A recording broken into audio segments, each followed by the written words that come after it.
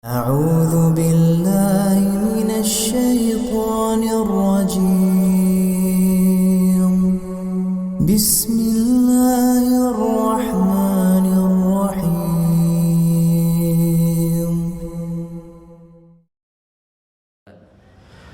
وقال يا أيها الذين آمنوا اتقوا الله وقولوا قولا سديدا يصلح لكم أعمالكم ويغفر لكم ذنوبكم ومن يطع الله ورسوله فقد فاز فوزا عظيما فإن أصدق الحديث كتاب الله وخير الهدي هدي محمد صلى الله عليه وسلم وشر الأمور محدثاتها فإن كل محدثة بدعة وكل بدعة ضلالة وكل ضلالة في النار. Kaum muslimin, kaum muslimat, a'azzakumullahu jami'an. Alhamdulillah, kita bersyukur kepada Allah Subhanahu wa ta'ala atas segala nikmat yang Allah berikan, sehingga pada malam hari ini karena pertolongan dari Allah kita bisa hadir di salah satu di antara rumah Allah Subhanahu wa ta'ala, tempat yang paling Allah cintai, tempat yang paling Allah Subhanahu wa ta'ala cintai di muka bumi ini. Hadirnya kita di sini tidak lepas daripada taufik, pertolongan dari Allah Subhanahu wa ta'ala. Maka oleh sebab itu patutlah kita bersyukur, senantiasa bersyukur kepada Allah Subhanahu wa ta'ala. Salat dan salam semoga senantiasa tercurah untuk Nabi kita, Nabi Muhammad sallallahu alaihi wasallam.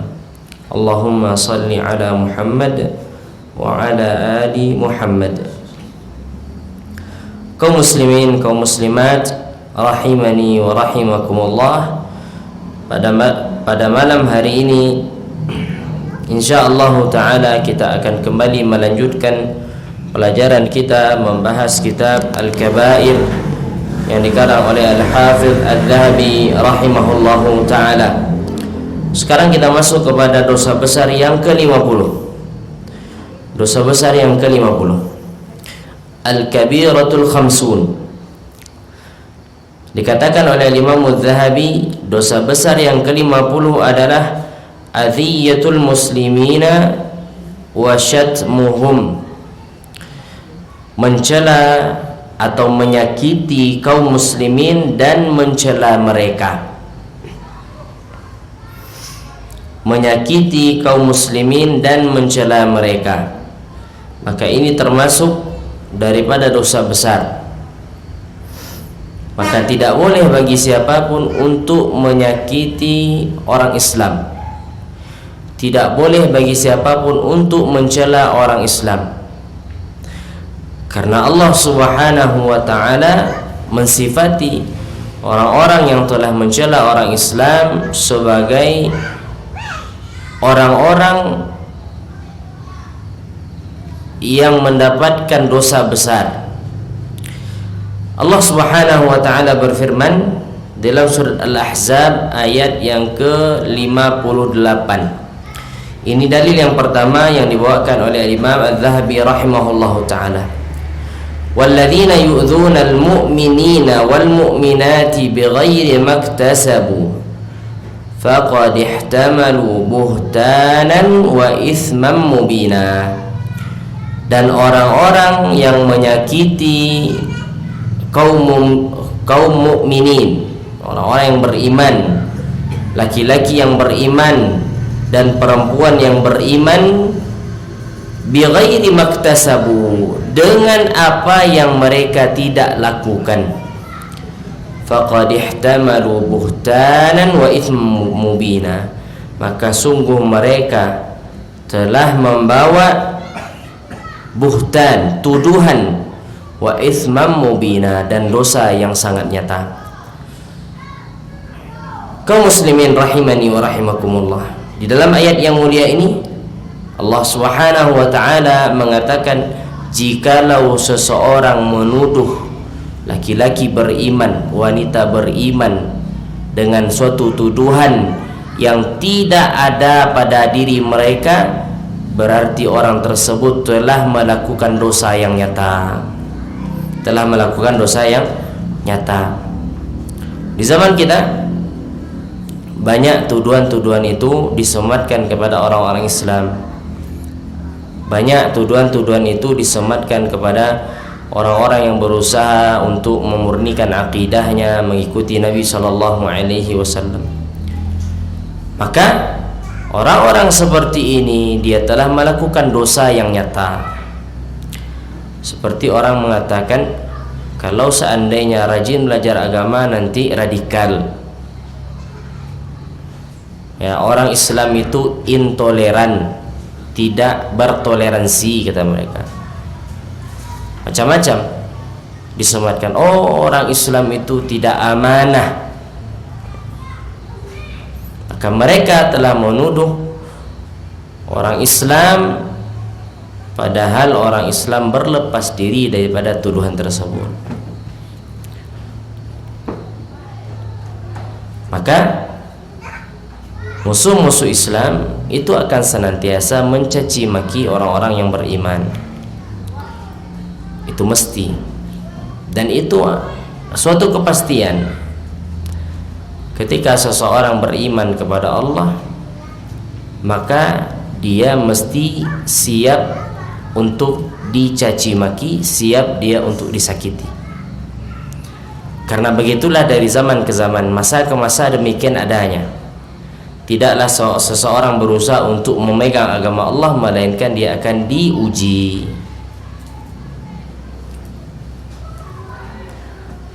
Kaum muslimin, kaum muslimat, a'azzakumullah.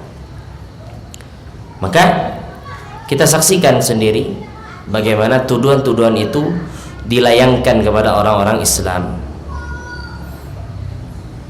Ketika seseorang mulai mengenal sunnah Nabi, disematkan, oh itu aliran sesat. Nah, aliran sesat, jangan mengaji ke sana, itu aliran sesat. Kemudian dituduhkan lagi, oh itu Wahabi. Nah, segala macam tuduhan. Maka orang-orang yang mengisukan seperti ini siap-siap di hadapan Allah Subhanahu wa taala mempertanggungjawabkan apa yang mereka ucapkan. Mempertanggungjawabkan apa yang mereka ucapkan. Berbeda halnya kalau seandainya itu nyata. Maka Allah mengatakan di sini, bi ghairi maktasabu. Mereka tidak melakukan itu, namun dituduhkan kepada mereka. Kalau seandainya memang demikian adanya, tidak mengapa. Itu bukan tuduhan namanya. Misalnya ada seseorang, dia pendusta, dia orang beriman, berdusta, kemudian dikatakan dia sebagai kadzab, orang pendusta. Tidak mengapa. Kenapa? Karena dia memang orang berdusta, itu tidak dituduhkan lagi kepadanya, melainkan itu fakta. Jadi kalau seandainya tuduhan, biasanya itu tidak dibarengi dengan bukti. Itu menuduh namanya. Dikatakan kajian ini sesat, oh jangan mengaji ke sana, sesat. Mana buktinya? Mana buktinya? Dikatakan misalnya orang Islam, atau ketika orang rajin belajar agama nanti intoleran atau radikal. Mana buktinya? Buktikan. Maka itu tidak boleh, ya. Karena sebagian orang terjerumus ke dalam dosa besar tanpa dia ketahui bahwasanya itu dosa besar. Kemudian dalil yang kedua dibawakan oleh Imam Adz-Dzahabi rahimahullah, surat Al-Hujurat ayat yang ke-12. Allah berfirman, wala tajassasu wala yaghtab ba'dukum ba'dha. Janganlah kalian bertajassus. Makna dari tajassus adalah memata-matai. Ya, memata-matai. Mencoba untuk melihat cacat aib seseorang. Itu tidak boleh. Itu namanya tajassus dalam bahasa Arab. Wala yaghtab ba'dukum ba'dha. Janganlah kalian menghibah sebagian kalian dengan sebagian yang lain, itu juga tidak boleh. Kenapa? Karena tajassus itu merupakan hal yang menyakiti orang yang beriman. Tajassus itu terlarang. Bahkan yang dituntut oleh agama kita adalah menutup kesalahan orang yang beriman, ya, tidak mengumbar aib orang yang beriman.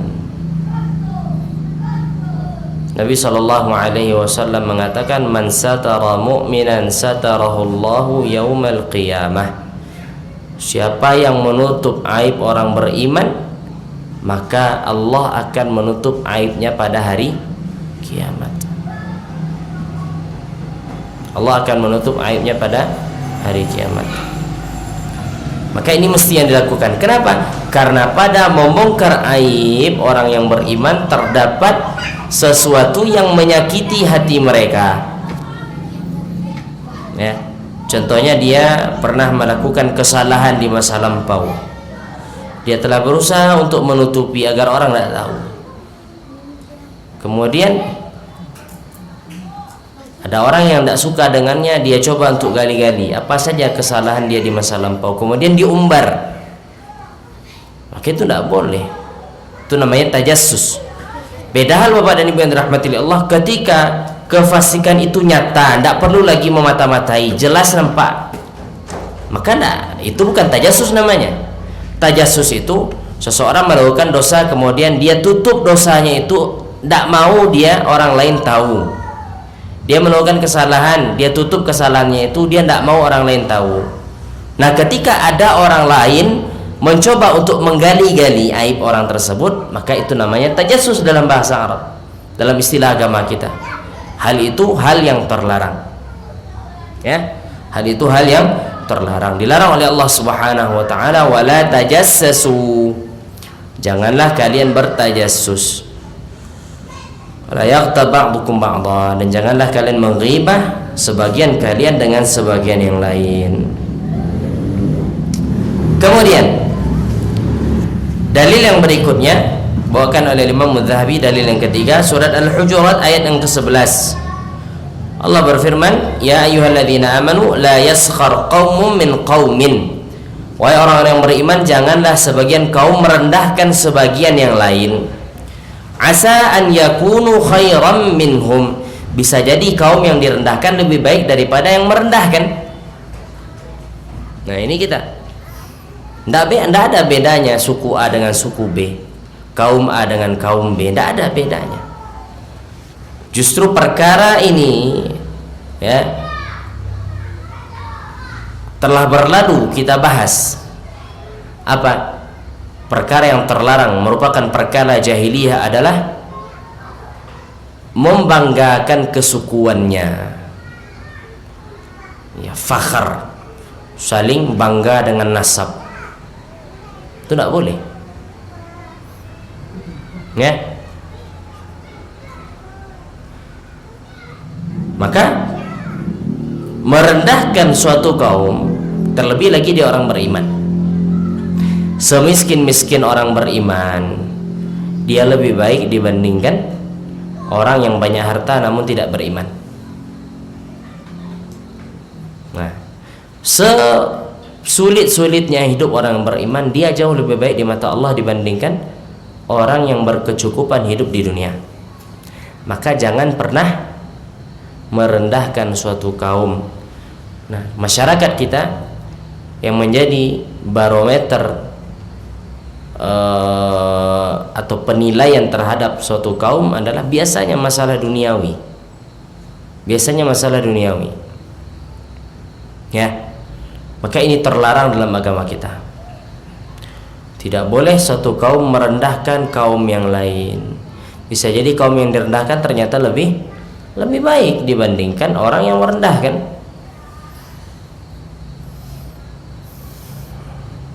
Kemudian dalil yang keempat bawakan oleh Imam Mudzahabi, surat Al-Humazah.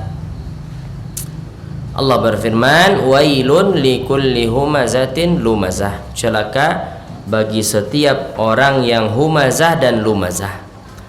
Ada orang yang mencela dengan pandangan, ada orang mencela dengan lisan. Maka ini semuanya celaka, kata Allah Subhanahu wa taala. Ada orang merendahkan orang lain dengan lisan. Ada juga merendahkan orang lain dari cara memandang orang lain. Sangat terlihat, sangat jelas bedanya. Dari cara memandang saja sudah bisa, ya, sudah bisa dinilai bahwasanya fulan ini memandang orang lain dengan pandangan yang hina, menghinakan orang, yang merendahkan orang lain. Maka Allah mengatakan wailun, celaka. Sebagian para ulama mengatakan neraka baginya. Karena di zaman Nabi alaihi salatu wassalam ada sebagian orang-orang kafir Quraisy, dia tidak cela Nabi dengan lidah, dia hanya memberikan isyarat saja, syarat mata, sebagai bukti meremehkan Nabi dan orang-orang yang beriman. Maka Allah mengatakan wailun likulli humazatil lumazah, celaka bagi orang yang mencela dan mengupat. Kaum muslimin, kaum muslimat rahimani wa rahimakumullah.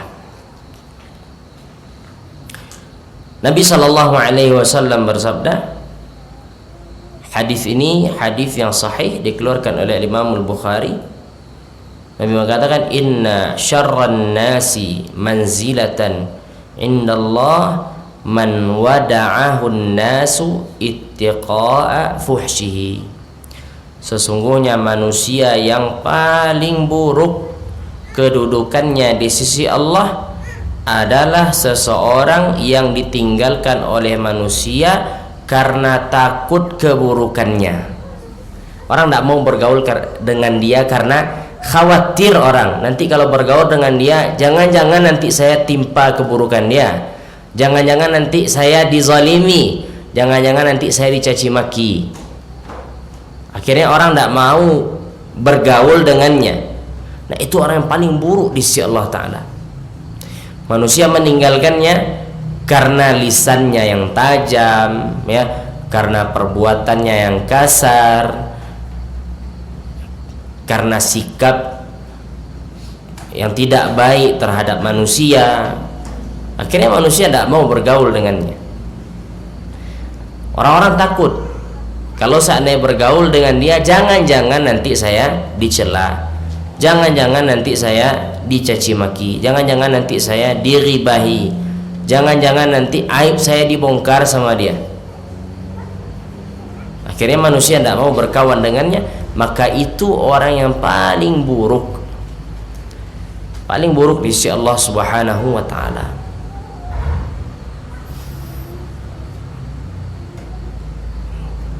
Jadi kenapa orang seperti ini adalah orang yang paling buruk? Karena sepakat sudah manusia mengatakan, oh fulan ini jelek orangnya, ya, sepakat ijma' manusia mengatakan jangan bakawan sama si fulan tu lebih ko bakawan wak samonyo nyoribahi wak di belakang, bakawan wak samonyo jangan bongka aib keluarga wak beko. Khawatir orang berteman dengan dia. Nah, di dunia saja, Bapak dan Ibu rahimani wa rahimakumullah, dia sudah terasing, bukan karena dia memegang kebenaran, tapi karena dia badhi'ul lisan, lisannya suka mencaci maki. Orang tidak selamat daripada perbuatan, ulah tangan dan lisannya. Maka orang seperti ini dikatakan oleh Nabi alaihi salatu wassalam adalah orang yang paling buruk kedudukannya di sisi Allah Subhanahu wa ta'ala. Orang yang paling buruk kedudukannya di sisi Allah Subhanahu wa ta'ala. Hadis yang lain dibawakan oleh Imam Adz-Dzahabi rahimahullah. Hadis juga dikeluarkan oleh Imam Al-Bukhari dalam kitab Al-Adabul Mufrad. Nabi mengatakan innallaha yabghudul fahish al-badhi. Allah membenci orang yang fahish, ucapannya kotor, keji. Al-badhi, orang yang berucap itu tidak mikir, ya. Allah membenci, murka kepada orang-orang seperti ini. Maka lisan ini berbahaya, Bapak dan Ibu yang dirahmati oleh Allah Subhanahu wa taala. Betapa banyak ya manusia terjerumus ke dalam dosa besar disebabkan karena tidak pandai menjaga lisan.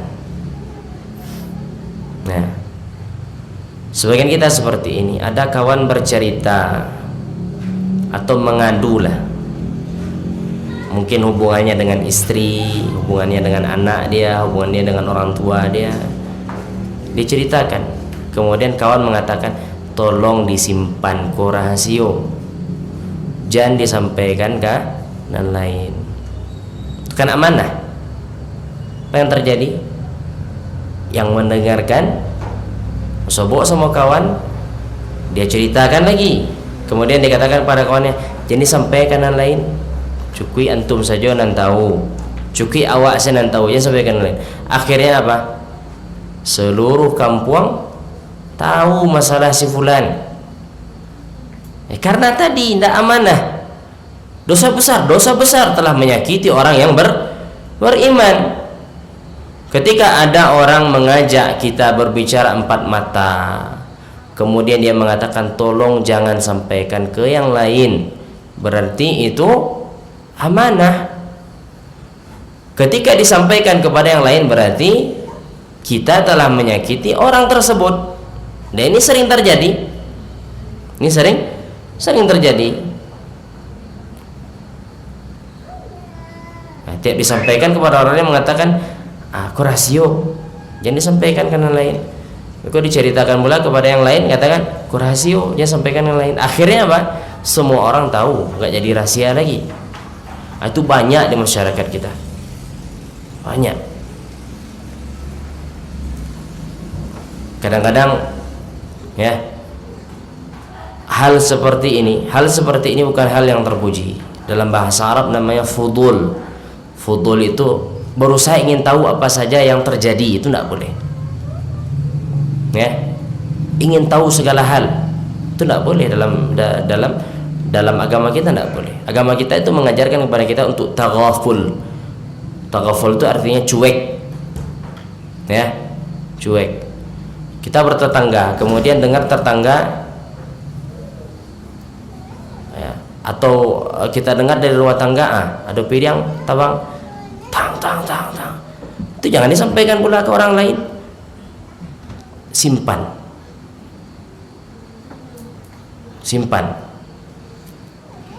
Kaum muslimin, kaum muslimat rahimani wa rahimakumullah. Maka jangan jadi orang yang badhi, orang yang berkata-kata itu tidak mikir dahulu. Jangan jadi orang seperti ini. Kemudian hadis yang lain yang dibawakan oleh Imam Adz-Dzahabi rahimahullahu taala, hadis yang dikeluarkan oleh Imam Ahmad dan yang lainnya. Dan hadis ini adalah hadis yang sahih. Nabi sallallahu alaihi wasallam bersabda, "Ibadallah, wahai hamba-hamba Allah, innallaha wada'al haraja." Sesungguhnya Allah Subhanahu wa taala meletakkan kesulitan, illa man iqtarada irda akhihi, kecuali orang yang meminjam kehormatan saudaranya. Fadzalika alladhi harija aw halaka, maka orang seperti ini adalah orang yang akan Allah persulit dan Allah binasakan. Jadi Nabi mengatakan apa? Allah Subhanahu wa taala itu telah meletakkan segala sesuatu yang sulit, menggugurkan maknanya. Menggugurkan. Allah berikan kelapangan. Yang tidak Allah gugurkan adalah orang yang meminjam kehormatan saudaranya. Maksudnya apa? Maksud meminjam dari kehormatan saudaranya adalah dia telah menyakiti kehormatan saudaranya dengan cara menghibah, dengan cara mengadu domba, dengan cara mengumbar aib saudaranya. Kecuali itu, kata Nabi SAW, Allah Subhanahu wa ta'ala meletakkan segala dosa, mengampuni segala dosa, kecuali orang yang ada meminjam kehormatan saudaranya, meminjam kehormatan saudaranya.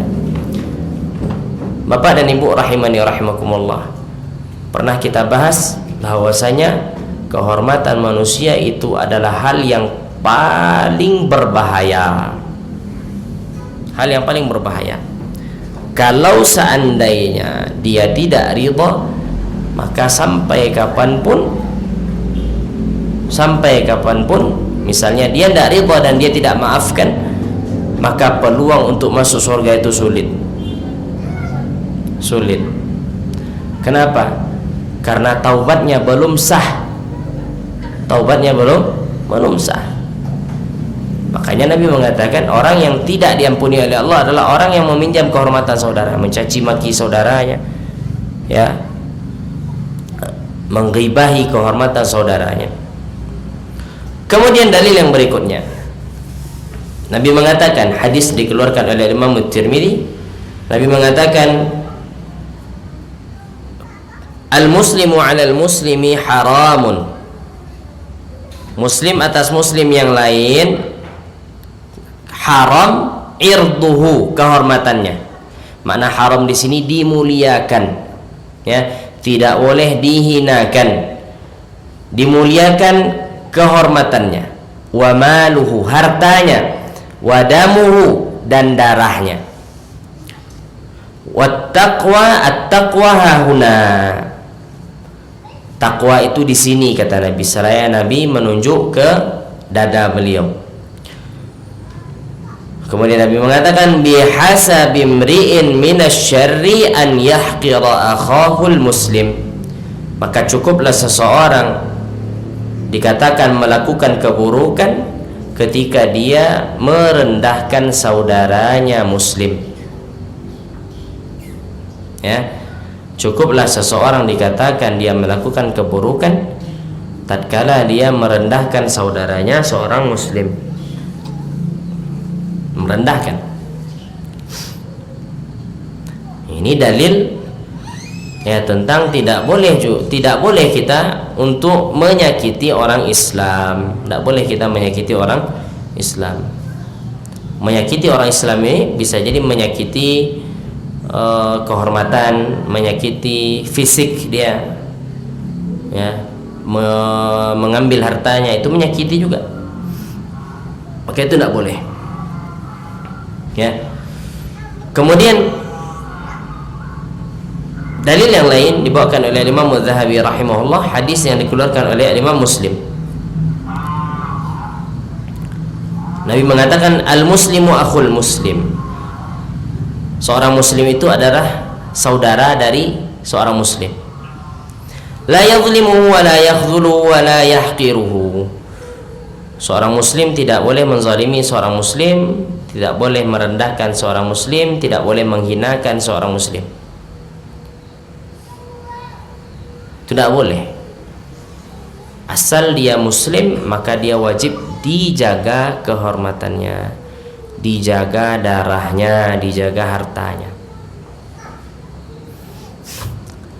Begitulah Islam mengajarkan kita. Begitulah Islam mengajarkan kita. Muslim maka wajib dijaga hal yang tadi. Terlepas embel-embel apa segala macam. Ada sebagian kelompok itu, Bapak dan Ibu dirahmati Allah, kalau tidak kelompok dia, maka dia katakan boleh dia ambil hartanya. Itu ada tuh. Bahkan dihalalkan mencuri kalau seandainya mengambil harta orang di luar kelompoknya. Nah, itu boleh. Sebagian beranggapan demikian. Kalau seandainya di luar kelompoknya, maka boleh untuk disakiti, boleh untuk dizalimi. Maka ini Islam yang seperti apa? Ini yang mereka pelajari. Bahkan Islam yang dibawa oleh Nabi SAW itu melarang kita untuk menzalimi, untuk menumpahkan darah, untuk mengambil harta. Tidak boleh. Maka ibadallah rahimani wa rahimakumullah, indah kalau seandainya seorang memahami sunnah ini.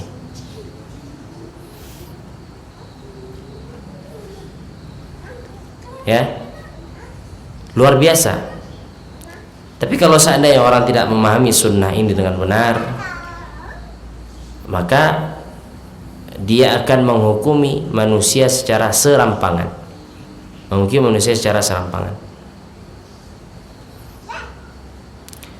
Maka ini terlepas dari apapun pemahaman dalam beragama dia. Ya. Jadi ketika Nabi menyebutkan muslim, berarti maknanya orang Islam. Apakah dia Islam melakukan bid'ah? Apakah dia Islam fasik? Apakah dia Islam yang kurang taat? Maka dia Islam. Ya, agamanya Islam tapi terjerumus ke dalam bid'ah. Islam berarti Nabi mengatakan apa? Muslim saudara muslim yang lainnya. Saudara berarti bukan musuh. Tapi jangan nanti pula salah dipahami. Kalau saudara tidak boleh kita menasihati, bukan saudara namanya. Sebagian orang menyangka persaudaraan itu maknanya apa? Jangan menyalah-nyalahkan. Bukan itu maknanya. Justru apa? Ketika orang muslim dengan muslim yang lainnya bersaudara, mestinya mereka juga saling menasihati jikalau keliru. Ya. Ini jangan nanti disalahfahami, karena sebagian orang atau banyak dari manusia ini salah memahami. Kita katakan muslim satu dengan muslim yang lainnya bersaudara. Awak dengan si fulan tu batu. Ini pelaku bid'ah, saudara. Tapi persaudaraan itu tidaklah menghalangi dia untuk memberikan nasihat. Persaudaraan itu tidaklah menghalangi dia untuk amar ma'ruf nahi mungkar. Amar ma'ruf nahi mungkar. Sebagian orang sibuk dengan persaudaraan, ukhuwah Islamiyah segala macam. Kemudian enggan untuk menasihati jikalau tersalah. Ini bukan ukhuwah namanya. Orang ukhuwah itu dibawa ke akhirat. Kalau hanya sekedar ukhuwah di dunia saja, apa guna? Tidak ada guna. Nah, di sini Nabi mengatakan muslim dengan muslim yang lainnya itu tidak boleh saling menzalimi, tidak boleh saling merendahkan, tidak boleh saling menghina. Tidak boleh. Maka ketika menasihati orang lain, jangan dengan hinaan, cacian, makian, tidak boleh. Orang salah dalam satu hal, kesalahannya itu kita katakan, oh itu salah, tidak boleh, tidak sesuai dengan sunnah, cukup. Jangan ditambah embel-embel yang lain. Bodoh, labaralam mau Islam dari ketek tidak tahu. Itu jangan seperti itu, tidak boleh. Taib, kaum muslimin kaum muslimat rahimani wa rahimakumullah.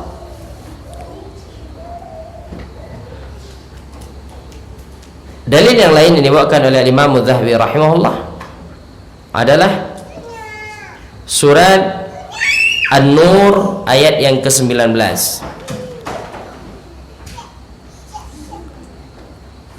Allah Subhanahu wa taala berfirman, sesungguh innal ladzina yuhibbuna an tashi'al fahishatu min fil ladzina amanu lahum 'adzabun alimun fid dunya wal akhirah.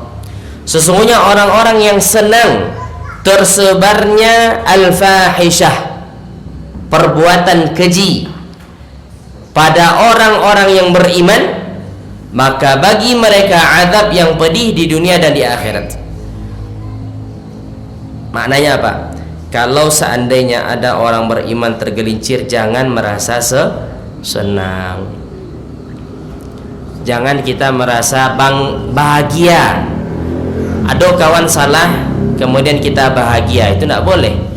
Ada kawan melakukan dosa kemudian kita senang, itu tidak boleh. Maka Allah mengatakan apa? Orang-orang yang senang tersebarnya al-fahishah pada orang-orang yang beriman, maka mereka mendapatkan azab yang pedih di dunia dan di akhirat.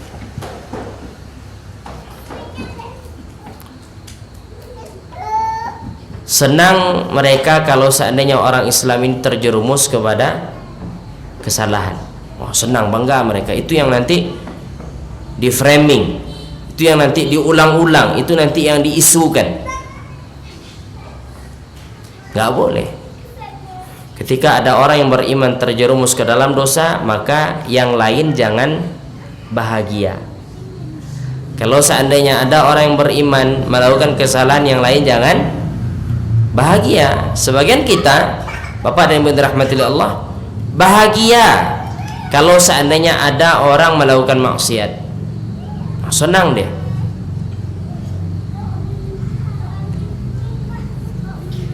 Maka orang-orang seperti ini berarti dia telah menyakiti orang beriman itu sendiri. Mestinya apa? Ketika orang beriman melakukan kesalahan, bagaimana sikap kita? Tidak boleh kita senang. Terus apa lagi? Kita nasihati, kita terangkan bahwa ini kesalahan. Itu tanda kita tidak menyukai ya orang-orang beriman itu terjerumus kepada fahisyah. Tapi kalau seandainya orang-orang beriman melakukan fahisyah, kita diam, kita tidak berikan nasihat, maka berarti kita telah menyakiti mereka. Kita menyakiti mereka. Kaum muslimin, kaum muslimat rahimani wa rahimakumullah. Nabi sallallahu alaihi wasallam mengatakan, sibabul muslimi fusuqun wa qitaluhu kufrun. Mencaci orang muslim itu kefasikan, membunuh mereka adalah suatu kekufuran. Mencaci maki orang muslim itu suatu kefasikan, dan membunuh mereka adalah kekufuran.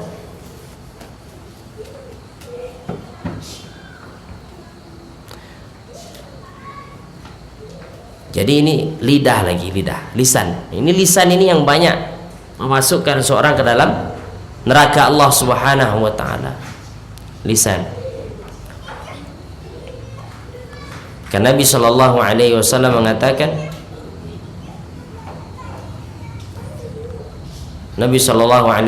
mengatakan,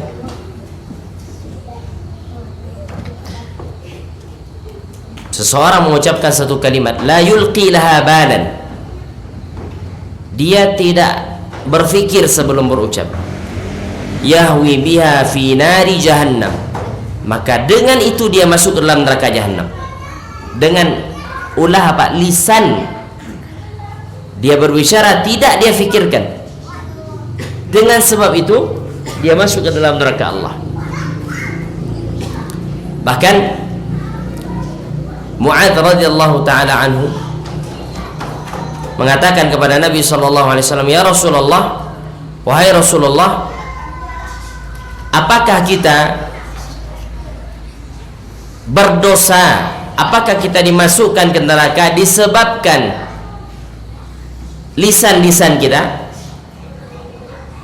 Apakah seorang bisa masuk neraka disebabkan karena ulah lisan?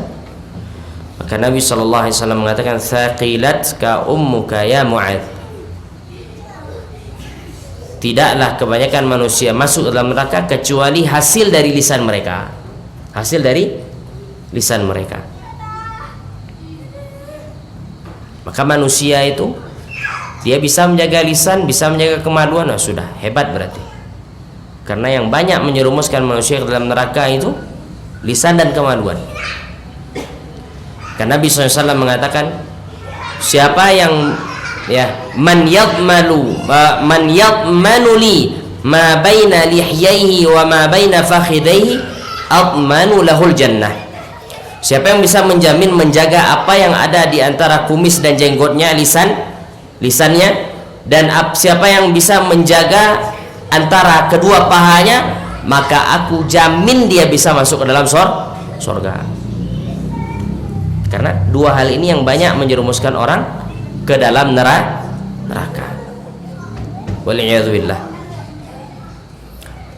Kemudian Nabi sallallahu alaihi wasallam juga mengatakan, ini hadis riwayat Imam Muslim, Nabi mengatakan, la yadkhulul jannata man la ya'manu jaruhu bawa'iqahu. Tidak masuk surga orang yang tetangganya tidak aman dari gangguannya. Ini orang bertetangga, ya, tidak aman dari gangguannya. Dan ini sangat sering terjadi. Bagaimana tetangga merasa terganggu dengan apa? Dengan volume TV kita, volume tip kita, ya, speaker kita. Nggak boleh, mengganggu namanya. Sebagian orang, Bapak yang dirahmati Allah, barale contohnya, barale, pesta, kemudian ada organ, mengganggu nggak? Mengganggu. Ini bukan orang yang bisa masuk surga, kata Nabi. Tetangganya tidak aman dari gangguannya. Hati-hati, hati-hati, ya. Setel musik, speaker keras, terganggu tetangga, tidak boleh juga. Apalagi, ya, knalpot motor misalnya, motor udah sana, bunyi knalpotnya tinggal di sini. Tidak boleh. Zalim, menyakiti. Ternyata keseharian kita banyak ternyata, ya, perbuatan-perbuatan yang tanpa kita sadari kita telah menyakiti orang-orang Islam. Tanpa kita sadari kita telah menyakiti orang-orang Islam. Sudah dan belum? Sudah. 1 menit lagi. Baik. Jadi ini adab tetangga. Adab tetangga. Kalau seandainya tetangga kita itu muslim, maka ada 2 hak yang kita penuhi. Pertama, hak muslim dengan muslim. Yang kedua adalah hak tetangga. Muslim dengan muslim, kemudian hak tetangga. Kalau seandainya tetangga kita itu bukan dia orang Islam, dia orang kafir, maka ada 1 hak yang mesti harus kita penuhi, hak tetangga. Kalau seandainya dia adalah saudara kandung, saudari kandung kita, maka ada 3 hak yang mesti kita penuhi: hak karib kerabat, hak seorang muslim, dan hak tetangga. Harus dipenuhi, ya. Jangan mentang-mentang, ya Bapak dan Ibu dirahmati Allah, jangan mentang-mentang tetangga kita ini orang tidak paham agama kemudian seenaknya kita zalimin. Tidak boleh. Kita nyetel murotal, terganggu orang, sama saja. Ya, kita ngaji misalnya, kita setel murotal keras-keras dari masjid, terganggu tetangga, ini tidak boleh, tidak boleh. Ustaz, kan elok Ustaz, murotal diputar tidak boleh. Kok tak gaduh hanya berarti bajinnya tuh. Sebagian orang kan seperti itu, ya. Tidak senang lo dengan Al-Quran lo, ini tidak bajin juga lah. Padahal dia ngantuk, dia butuh istirahat, dia sedang sakit, terganggu. Atau anak dia kecil, anak bayinya sedang tidur, putar murotal keras dari masjid, terganggu orang, ya. Ini kan tidak disadari oleh sebagian manusia, tidak disadari. Maka banyak di tengah-tengah kita ini perbuatan kita justru menyakiti orang-orang yang beriman, menyakiti orang-orang yang beriman. Belum nanti Bapak yang dirahmati Allah Subhanahu wa taala, di masjid, di masjid pun ada kalanya orang beriman ini tersakiti. Contoh, ya, ada orang masbuk, telat sholat, telat 2 rakaat, kemudian orang yang telah selesai sholat zikir keras-keras, terganggu, menyakiti orang yang beriman. Tidak boleh. Begitu agama kita mengatur. Atau ada orang sedang sholat kemudian kita baca Al-Quran keras-keras, tidak boleh juga, karena mengganggu. Nah, ini harus difahami. Wallahu ta'ala alam. Insyaallah kita lanjutkan setelah salat isya. Wa sallallahu wasallam wa baraka ala nabiyina Muhammad. Assalamualaikum warahmatullahi wabarakatuh. Salatu wassalamu ala Rasulillah wa ala alihi wa sahbihi wa man walah wa la haula wa la quwwata illa billah, amma ba'd. kaum muslimin kaum muslimat rahimani wa rahimakumullah, kita lanjutkan pembahasan kita. Setelah itu insyaallah jikalau ada pertanyaan kita luangkan waktu untuk bersoal jawab. Hadis yang berikutnya ini dibawakan oleh Imam Az-Zahabi rahimahullah. Nabi sallallahu alaihi wasallam bersabda, "Wallahi la yu'min, wallahi la yu'min, wallahi la yu'min." Nabi mengatakan, demi Allah tidak beriman, demi Allah tidak beriman, dan demi Allah tidak beriman. Nabi ulang 3 kali. Dan Nabi bersumpah dengan nama Allah Subhanahu wa taala. Ini menandakan bahwasanya apa yang dikatakan oleh Nabi sallallahu alaihi wasallam itu bukanlah hal yang sepele, bukan perkara yang remeh. Maka para sahabat bertanya, "Man ya Rasulullah?" Siapa dia wahai Rasulullah? Siapakah yang tidak beriman tersebut? Kemudian Nabi mengatakan, "Alladzi la ya'manu jaru bawa'iqahu." Orang yang tidak merasa aman dari tetangganya. Orang yang tidak aman tetangganya dari gangguannya. Nabi mengatakan apa? Demi Allah orang itu tidak beriman. Karena di antara bentuk keimanan dikatakan oleh Nabi sallallahu alaihi wasallam adalah Nabi sallallahu alaihi wasallam mengatakan, "Man kana yu'minu billahi wal yaumil akhir fala yu'dzi jarahu." Siapa yang beriman dengan Allah dan hari akhir, maka janganlah dia menyakiti tetangganya. Berarti berbuat baik kepada tetangga adalah merupakan bentuk keimanan. Adalah merupakan bentuk keimanan. Kemudian hadis yang berikutnya, hadis yang diriwayatkan oleh Imam Ahmad dan yang lainnya, dan hadis ini adalah hadis yang sahih. Nabi mengatakan, "La yadkhulul jannata 'abdun la ya'manu jaru bawa'iqahu." Sama dengan hadis yang tadi. Tidak masuk surga seorang hamba yang tetangganya tidak merasa aman dari gangguannya.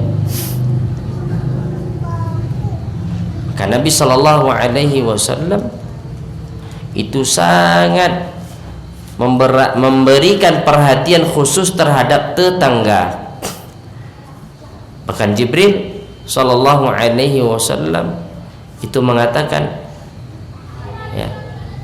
Jibril atau Nabi sallallahu alaihi wasallam mengatakan bahwasanya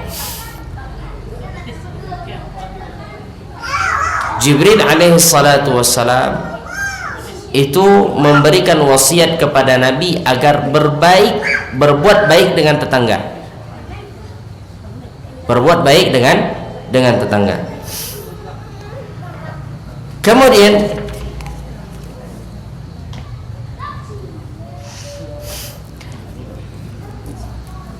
kisah dari A'mash bin Yahya. Dia mendengar Abu Hurairah radhiyallahu taala anhu berkata,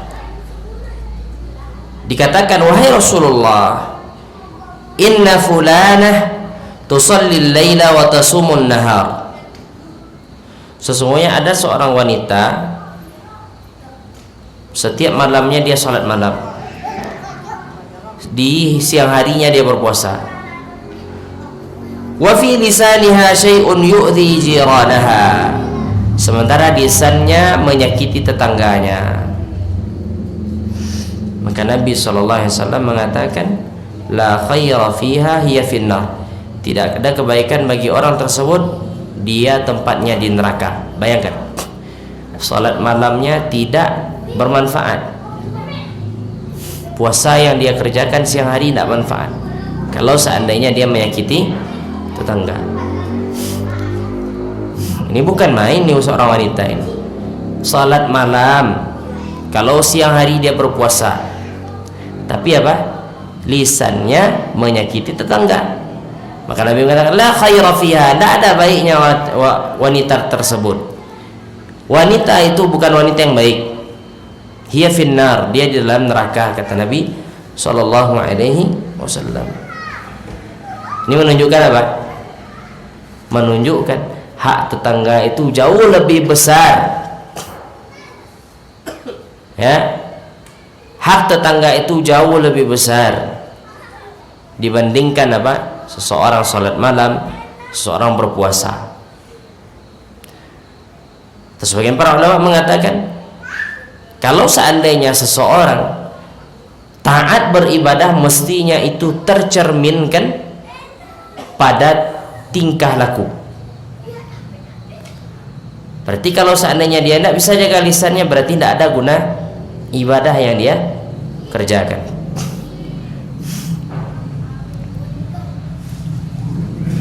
Kemudian Nabi SAW juga mengatakan, "Udhkuru mahasina mautakum wa kufu an masawiihim."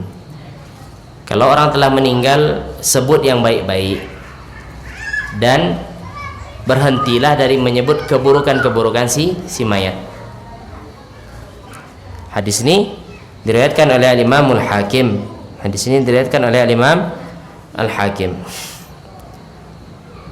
Nah, begitu Islam mengajarkan kita. Kalau orang sudah meninggal, tidak perlu keburukannya dikaji lagi. Sudah selesai. Orang kalau sudah meninggal, berarti sudah selesai urusannya. Sudah selesai urusannya. Kita cela pun tidak akan berefek apa-apa. Ya. Maka Nabi SAW memerintahkan, sebut kebaikan-kebaikan orang yang telah mati dan jangan sebut keburukan-keburukan mereka. Kemudian dalil yang lain,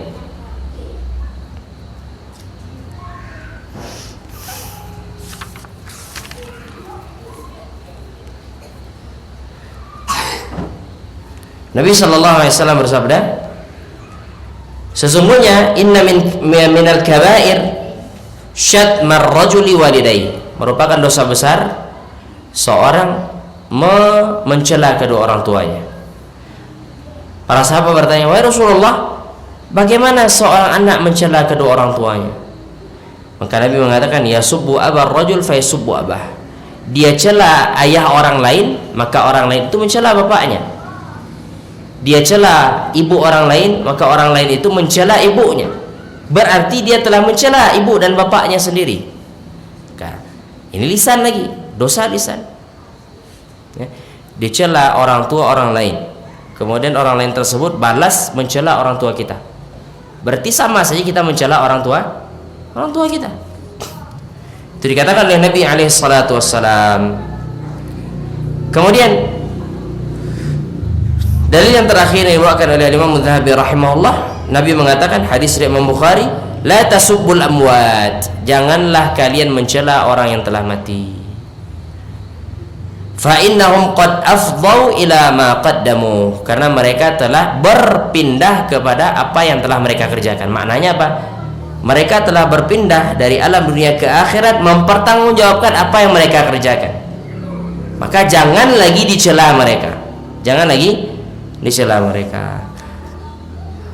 Nah, itu bentuk seluruhnya ya, apa yang dilarang oleh Nabi SAW tadi merupakan bentuk menjaga kehormatan seorang muslim. Seorang muslim itu kehormatannya dijaga oleh syariat semasa hidup dan ketika meninggal. Semasa hidup dijaga kehormatan, ketika meninggal pun dijaga. Nggak boleh orang setelah meninggal kemudian sebut keburukannya, nggak boleh. Dicaci maki, nggak boleh. Nah, tetap dijaga kehormatan mereka. Wallahu taala alam. Selesai kita membahas dosa besar yang ke-50, ya, mencela dan menyakiti orang-orang yang beriman.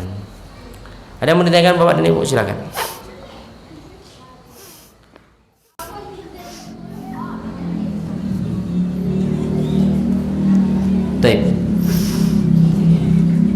Pertanyaan pertama, Assalamualaikum. Waalaikumsalam warahmatullah. Pertanyaannya, bagaimana cara takbir hari raya yang sesuai dengan sunnah? yang sesuai dengan sunnah. Takbir biasa, seseorang bertakbir Allahu Akbar, Allahu Akbar, Allahu Akbar, La ilaha illallah, Allahu Akbar, Allahu Akbar, walillahil hamd. Itu dia ulang-ulang. Itu yang dia ulang-ulang. Atau dia bertakbir Allahu Akbar, Allahu Akbar, Allahu Akbar. Takbir itu maknanya mengagungkan Allah Subhanahu wa ta'ala. Dia perbanyak takbir. Dia perbanyak takbir kepada Allah Subhanahu wa ta'ala. Ya. Dan takbir ini dimulai, kan takbir ini ada yang muqayyad, ada yang mutlak. Nah, takbir yang mutlak itu dimulai dari ketika nampaknya hilal Zulhijjah. Jadi masuk tanggal 1 itu seseorang sudah mulai dia bertakbir, banyak bertakbir. Nah, takbir muqayyad itu adalah ketika matahari terbenam dan masuk tanggal 10 Zulhijjah. Takbir Idul Adha itu namanya takbir muqayyad. Selama berapa hari? Selama tanggal 10, 11, 12, 13 sebelum matahari terbenam. Nah, ini takbir muqayyad.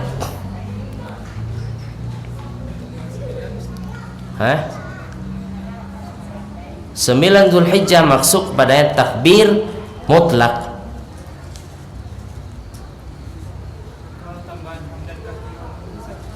Wallahu ta'ala alam. Baik, pertanyaan berikutnya. Ustadz, kemarin ada yang sholat hari raya ya hari Minggu, sedangkan korbannya disembelih hari Sabtu di tempat lain. Bagaimana hukumnya?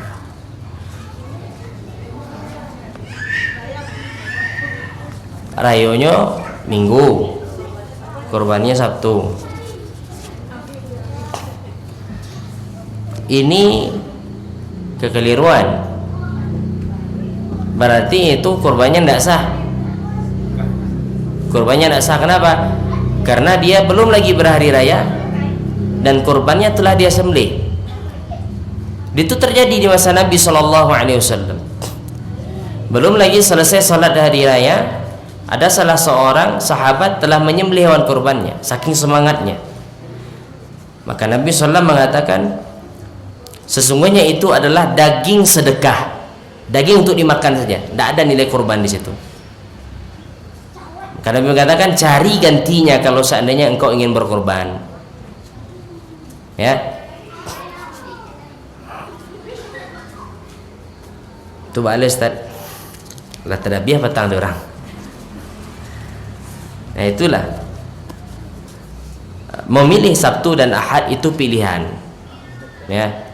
Kalau seandainya kita berkeyakinan, oh kami Sabtu Ustaz, enggak apa-apa, berarti sholat Sabtu, setelah itu sembelih hewan kurban. Tapi kalau kita sholat di hari Minggu sembelihnya Sabtu, berarti ini namanya tidak punya pendirian.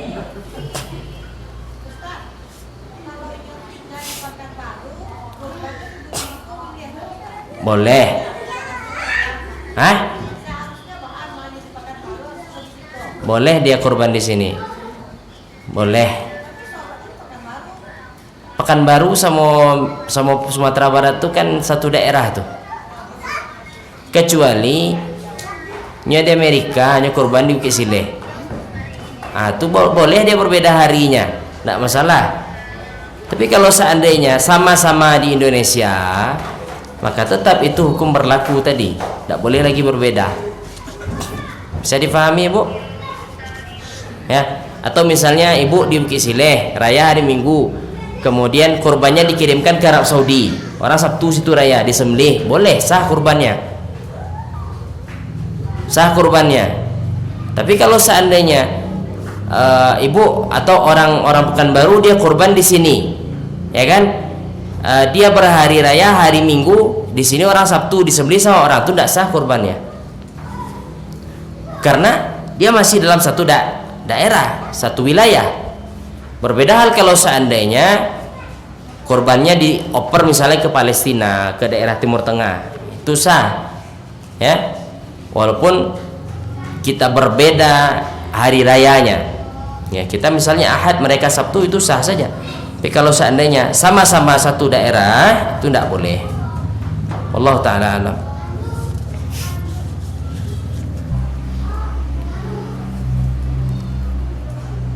Assalamualaikum. Waalaikumsalam. Kita bersatu dalam hal yang kita sepakati dan saling menghormati dalam hal yang tidak kita atau hal yang kita perselisihkan. Bagaimana dengan kaidah ini, Ustaz? Ada sisi benar, ada sisi salahnya. Kalau seandainya yang dimaksud dalam kaidah ini perselisihan yang diperbolehkan, maka tidak masalah. Tapi kalau seandainya yang dimaksud dalam kaidah ini perselisihan antara hak dan yang batil, kemudian dikatakan harus saling menghormati.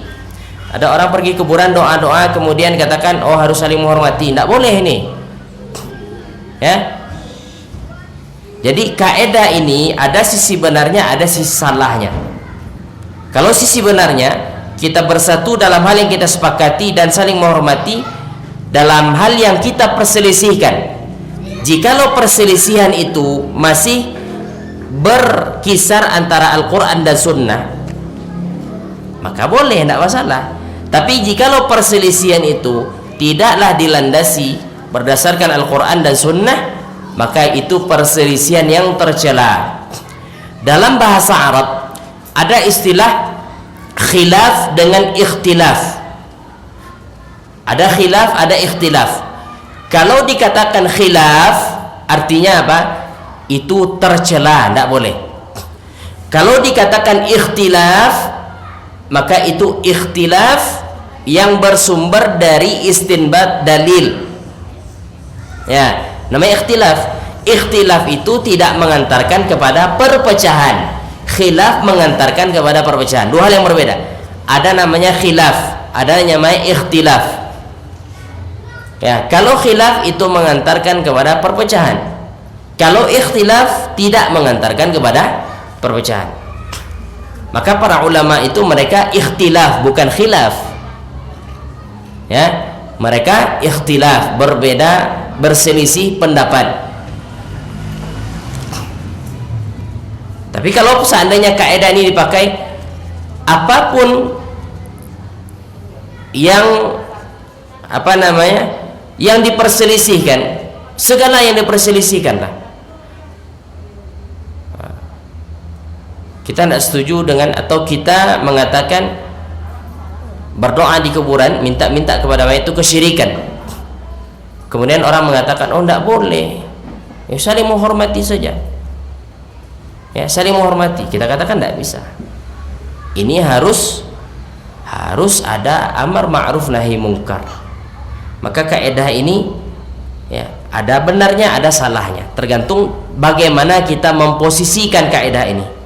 Wallahu ta'ala alam. Ustaz, apakah takbiran setelah salat fardu selama 3 hari setelah Idul Adha itu dipimpin imam atau sendiri-sendiri? Sendiri-sendiri. Dua hal yang berbeda antara takbir berjamaah dengan takbir jama'i, beda. Kalau takbir berjamaah itu takbir yang dipimpin oleh orang, pimpin kemudian diulang oleh jamaah, nama takbir berjamaah.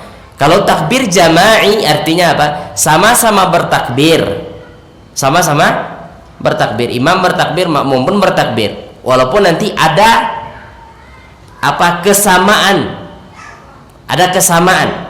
tidak masalah. Dan itu terjadi di zaman Nabi Shallallahu Alaihi Wasallam. Yang bermasalah di sini kalau seandainya pimpin itu ini, Allahu Akbar, Allahu Akbar, Allahu Akbar, La ilaha illallah, Allahu Akbar, Allahu Akbar walillahil hamd. Imamnya diam deh, kemudian makmum membaca. Itu namanya dipimpin, tidak boleh. Tapi kalau imam baca Allahu Akbar, makmum juga baca, itu boleh, tidak masalah. Itu takbir, tadi kita kata takbir yang muqayyad. Takbir yang muqayyad itu ya setelah salat fardu. Setelah salat fardu, sebelum kita membaca istighfar. Sebagai para ulama mengatakan cukup sekali. Allahu Akbar, Allahu Akbar, Allahu Akbar, La ilaha illallah, Allahu Akbar, Allahu Akbar walillahil hamd. Cukup sekali, atau 3 kali, atau 5 kali boleh. Setelah itu baru kita baca astagfirullah, astagfirullah, astagfirullah, Allahumma antas salam. Baca doa setelah salat.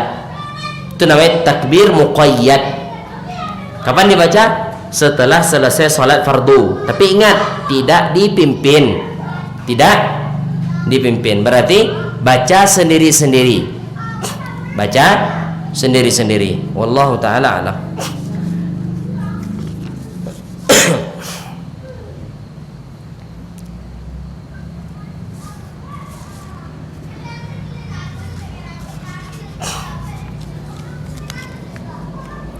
Apakah boleh bermajelis dengan dai?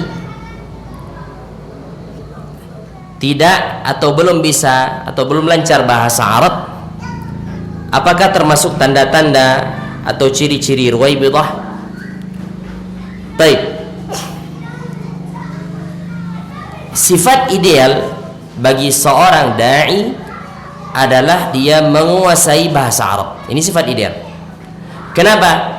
Karena sumber agama kita ini tidak bisa dilepaskan dari yang namanya bahasa Arab. Ustadz kan sudah ada terjemahan. Terjemahan itu terbatas. Terjemahan itu terbatas. Maka ada sisi kelemahannya jikalau seorang dai tidak pandai berbahasa Arab. Pandai di sini tidak bisa membaca kitab-kitab yang berbahasa Arab. Tidak bisa membaca kitab-kitab berbahasa Arab. Apakah itu termasuk ciri-ciri ruwaibidah? Ruwaibidah itu maknanya adalah orang yang rendah berbicara perkara besar. Orang yang rajulun tafih. Rajul tafih artinya apa? Orang yang rendah, tidak punya ilmu tapi bicaranya besar. Tidak pandai bahasa Arab tapi berfatwa. Ini ruwaibidah. Tapi kalau dia tidak pandai bahasa Arab, dia kajian, dia bawa buku terjemahan, dia baca dalil hadis, kemudian dia baca keterangan ulama, semoga ini tidak masuk. Cuman dia tidak ideal menjadi seorang dai. Bukan merupakan orang yang ideal menjadi seorang dai atau penceramah. Beda Bapak dan Ibu yang dirahmati Allah. Ada orang penceramah, ada dia orang berilmu. Dua hal yang berbeda ini. Orang berceramah itu dia cukup retorika yang dia utamakan. Kok bahasa Arab ini tidak penting bagi dia. Tadi saya mendengar kultum sholat zuhur membaca ayat, dia tambah ayat tuh, dia tambah. Dia tidak pakai buku, tidak pakai apa, tidak pakai kertas. Dia mengatakan seperti ini. Allah berfirman, ya, Allah Subhanahu wa taala berfirman, "Ma mana'aka alla tasjuda li Adama idz amartu." Dia tambah di Adamnya. Dalam Al-Qur'an enggak ada. Dia tambah. Maka mestinya ini tidak boleh. Al-Qur'an itu tidak boleh disampaikan dengan makna, harus dengan teks ayat. Berbeda dengan hadis. Hadis kalau seandainya salah-salah mengucapkan, maka bisa diterima. Karena hadis itu boleh diriwayatkan dengan makna. Berbeda dengan Al-Quran. Al-Quran itu mutawatir lafzan wa makna. Maka orang yang tidak pandai bahasa Arab, bagaimana dia akan menyampaikan agama ini? Dari mana dia belajar? Payah mencari ustadz yang pandai bahasa Arab ini, ustadz. Terlebih buya-buya kita nan di kampung. Jangankan bahasa Arab, baca Al-Quran saja tidak bisa. Iya, jangankan bahasa Arab, suruh baca Al-Quran baik dan benar saja tidak bisa. Jangankan Arab gundul, Arab sudah berambut saja, salah-salah juga baca ta dibaca tu, ta dibaca ti, itu ada. Jadi ruwaibidah itu maknanya apa? Orang rendah berbicara perkara besar. Artinya apa? Dia tidak memiliki ilmu pada hal tersebut. kemudian dia mencemplungkan dirinya pada hal tersebut sementara dia tidak memiliki keilmuan. Ya, itu yang dimaksud dengan ruwaibidah. Masuk daripadanya apa? Orang berceramah tapi tidak punya ilmu, itu ruwaibidah juga namanya. Penceramah tidak punya ilmu, apa namanya? Ruwaibidah. Rajulun tafihun yatakallamu fi amrin, ya, seorang laki-laki, seseorang berbicara permasalahan yang besar, permasalahan yang agung. Baik, maka tidak boleh belajar dengan orang seperti ini. Peta Arab mengatakan di sini, faqidus syai' la yu'ti. Orang tidak punya apa-apa, bagaimana caranya dia memberi? Dia tidak punya. Dia tidak punya ilmu, bagaimana cara dia memberi ilmu? Tidak mungkin. Ya? Faqidus syai' la yu'ti. Orang yang tidak punya apa-apa, tidak mungkin dia bisa memberikan. Dia tidak punya uang, kemudian minta uang kepada dia, mungkin? Tidak mungkin. Dia tidak punya ilmu, kemudian belajar kepadanya, mungkin? Tidak mungkin.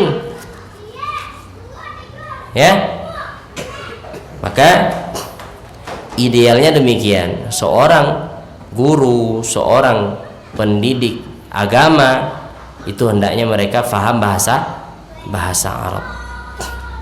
Mereka faham bahasa Arab, karena bahasa Arab ini kunci dalam memahami agama. Kenapa orang banyak salah dalam beragama? Karena tidak pandai bahasa Arab. Karena tidak pandai bahasa Arab, akhirnya salah-salah dalam menafsirkan, salah-salah dalam memahami. Allah Ta'ala alam. Itu yang bisa kita bahas pada malam hari ini. InsyaAllah kita lanjutkan pada pertemuan yang akan datang. Terlebih dan terkurang saya mohon maaf. Ya Bu.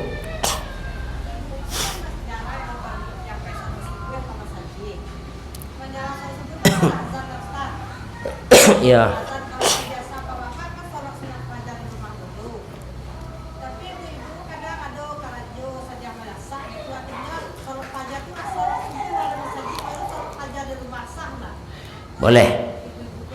Boleh.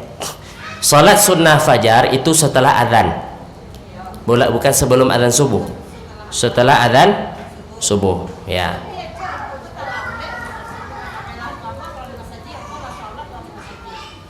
Nya datang ke masjid? Enggak. Kalau di rumah tidak ada kaitannya dengan iqamah yang ada di masjid. Fahamu? Kalau ibu sholat di rumah, kaitannya apa? Ya, ibu sholat di rumah, tidak ada terkait ibu dengan iqamah di masjid. Jadi maulah qomat orang di masjid, tidak masalah ibu laksanakan sholat sunnah fajar dulu. Sholat sunnah fajar dulu Bu, baru setelah itu sholat subuh. Boleh. Berbeda hal dengan orang yang ada di masjid. Kalau orang yang ada di masjid, dia sedang sholat sunnah fajar, kemudian qomat orang, maka dia batalkan sholat sunnahnya itu, tidak boleh dia lanjutkan. Karena Nabi SAW mengatakan, idza uqimatis salatu fala salata illa maktubah. Apabila telah diiqamahkan salat, maka tidak ada lagi salat kecuali salat wajib. Kalau orang yang ada di masjid. Kalau ibu yang ada di rumah, maka tetap lanjutkan salat sunnah fajarnya. Misalnya ibu ada dua keadaan, ibu di masjid, baru satu rakaat qomat orang, apa yang ibu lakukan? Batalkan, ya, karena dilanjutkan pun tidak dapat pahala. Nabi mengatakan tidak ada lagi salat, maknanya tidak dapat pahala orang kalau dia salat lagi. Yang ada hanya salat wajib lagi. Nah, kalau seandainya bu di rumah, bu sedang salat sunnah fajar sarakaan baru qomat orang, apa yang bu lakukan? Lanjutkan, karena iqamah yang di masjid tidak berlaku bagi orang yang salat di rumah. Faham? Taib. Kita cukupkan. Wassallallahu wasallam wa baraka ala nabiyina Muhammad. Assalamualaikum warahmatullahi wabarakatuh.